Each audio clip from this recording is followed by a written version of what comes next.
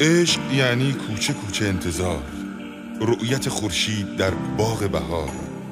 عشق یعنی با جنون تا اوجها، رفتن از ساحل به بام موجها. عشق یعنی سوختن با شعله ها، سبز گشتن در شکوه قله ها. عشق یعنی های های گریه ها، در فرات بی وفا با مشک ها. گفتمان مادران داغدار، حسرت دیدار گلها در بهار. یک نماد از قصه جام شراب، روی کردی سبز در تفسیر آب.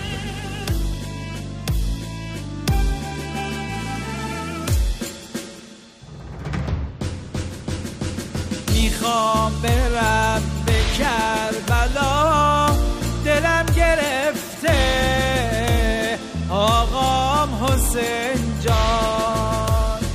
این کار قانون عاشقاست که راهی کرب و بلاست مظلوم حسین جان.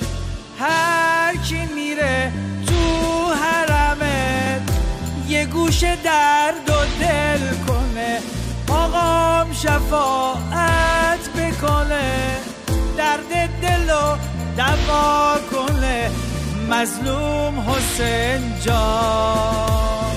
آقام حسین جان. حسینیم حسینیم، تو نوکرات اولیم چه اربعینی. میخوام بیام تو حرمت گریه کنم، زار بزنم آقام حسین جان. آقام آقام آقام آقام آقام آقام آقام آقام آقام آقام آقام آقام مظلوم حسین جان. آقام آقام آقام آقام آقام آقام آقام آقام آقام آقام آقام آقام مظلوم حسین جان.